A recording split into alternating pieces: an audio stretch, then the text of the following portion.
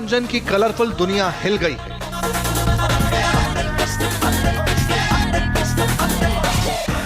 नशे के गुबार में बॉलीवुड की चमक फीकी पड़ गई है।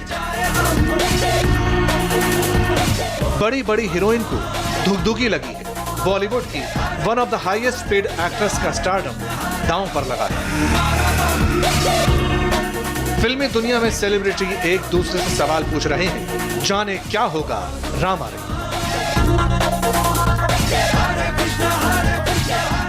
दीपिका पादुकोण कल अपनी मैनेजर करिश्मा प्रकाश के साथ एनसीबी के दफ्तर में हाजिर होंगी। करिश्मा प्रकाश के साथ ही उनकी ड्रग चैट सामने आई थी। अब दीपिका के जवाबों से यह तय होगा कि उनके खिलाफ क्या केस बनता है। क्या दीपिका ने अपने लिए ड्रग्स मंगवाई या किसी और के लिए? क्या दीपिका ने खुद ड्रग्स कंज्यूम भी की? इन सारे सवालों के जवाब कल उनको एनसीबी के अधिकारियों के सामने देने होंगे। और जब एनसीबी उनसे ये सवाल पूछ रही होगी तब उनके हाथों में होगा दीपिका और करिश्मा का ड्रग चैट। यानी सबूतों के साथ एनसीबी की ये पूछताछ दीपिका के लिए बड़ी परेशानी खड़ी कर सकती है।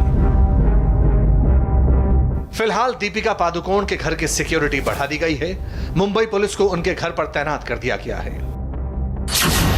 दीपिका के खिलाफ कई गंभीर धाराओं में केस दर्ज हो सकता है, जिसमें सबसे अहम है 27A, जिसके तहत रिया को जेल हो गई। सेक्शन 27A में प्रतिबंधित ड्रग से जुड़ी एक्टिविटी में मदद करने के लिए कम से कम 10 साल की सजा का प्रावधान है। सेक्शन 20B, इसके तहत अगर कोई कम मात्रा में प्रतिबंधित ड्रग्स बनाता, अपने पास रखता, बेचता, खरीदता या इस्तेमाल करते पाया जाता है तो इस धारा के तहत दोषी माना जाता है। सेक्शन 22 में ड्रग्स की कम क्वांटिटी के लिए 1 साल, ज्यादा क्वांटिटी के केस में 10 साल और कमर्शियल के लिए 20 साल तक की सजा हो सकती है। रिया चक्रवर्ती की गिरफ्तारी हुई थी तो उनके ऊपर 27A लगा था, यानी कि ड्रग्स सप्लाई करने का, ड्रग्स जो है वो आगे बेचने का आरोप, उसका फाइनेंशियल ट्रांजैक्शन का उनके ऊपर आरोप था।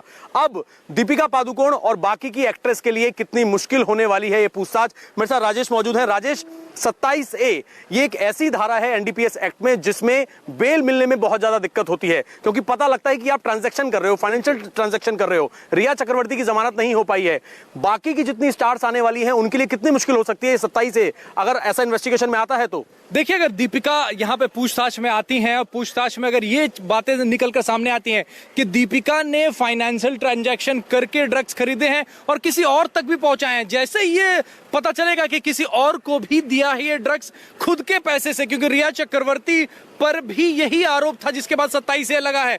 इसके पहले रिया के पहले शौविक की गिरफ्तारी हुई थी, उस पर 27A नहीं लगा था। उसके पहले जितने लोग गिरफ्तारी हुई थी 27A नहीं लगा था, क्योंकि ये पता नहीं चल पाया था कि इन लोगों ने पैसे खर्च करके किसी और तक ड्रग्स पहुंचाए। लेकिन जैसे रिया का पता चला कि पैसे खर्च किए हैं, ड्रग्स दूसरों तक पहुंचाए, 27A लगा। दूसरा एक अहम बात और 27A में है, हार्बरिंग द क्रिमिनल्स, यानी कि जो लोग ड्रग पेडलिंग में लिप्त हैं, अगर आप उनके साथ मेल जोल रखते हैं, उनको संरक्षण देते हैं, तब भी आपके ऊपर 27A लगता है। तो अगर दीपिका के बयान से ऐसा कुछ निकलकर सामने आता है कि पैसे खर्च करके किसी और तक ड्रग्स पहुंचाया, तो 27A लग सकता है और बड़ी मुश्किल हो जाएगी दीपिका के लिए।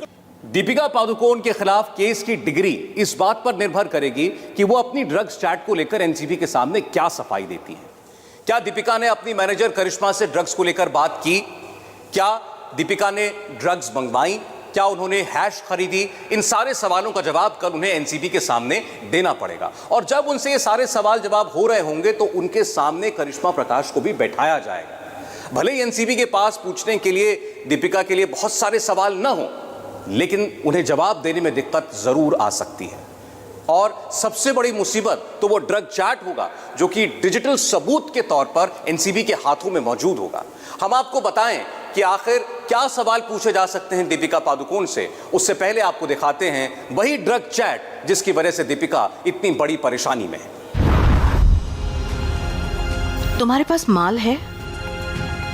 हाँ, घर पर है, लेकिन मैं बांद्रा में हूँ। लेकिन तुम्हें चाहिए तो मैं अमित को बोल सकती हूँ। हाँ प्लीज। अमित के पास है। हैश है ना? वीड नहीं चाहिए।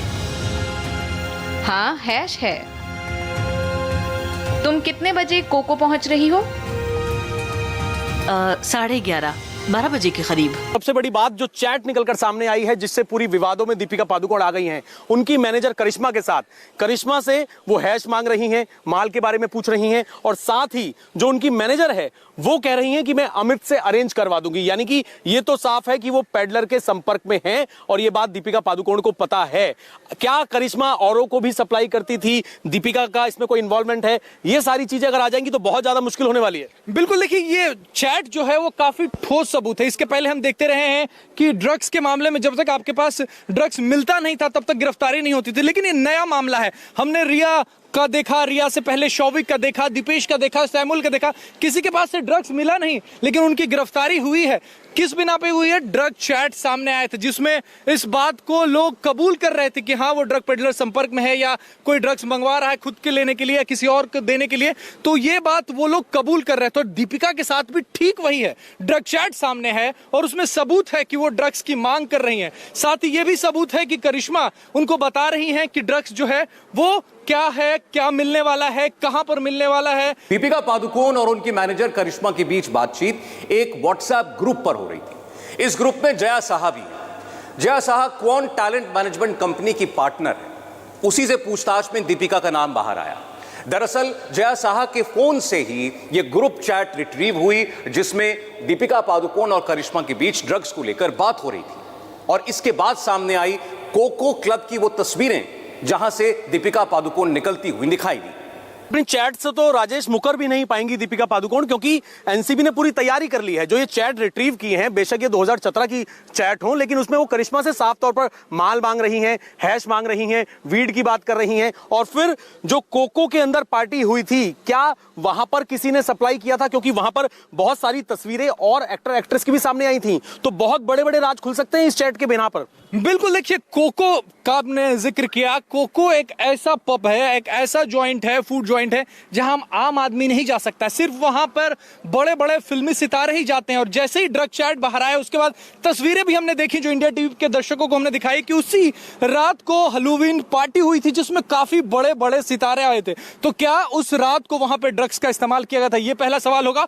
और उसके आगे और पीछे यानी कि चैट के बाद 2017 का चैट है, ये 2020 है, इस बीच में भी क्या वहां पे पार्टियों में ड्रग्स इस्तेमाल हुआ? क्या दीपिका ने उसमें भी ड्रग्स लिया?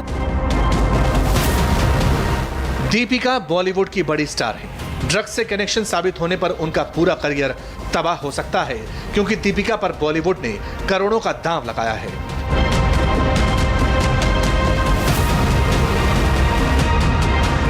दीपिका ने कई फिल्में साइन की हैं, कुछ की शूटिंग हो रही है, कुछ शूट होने वाली है, कुछ फ्लोर पर हैं, कुछ साइन हो चुकी हैं। इस साल के आखिर में दीपिका सपना दीदी फिल्म में नजर आने वाली हैं, जिसकी रिलीजिंग डेट है 4 दिसंबर 2020।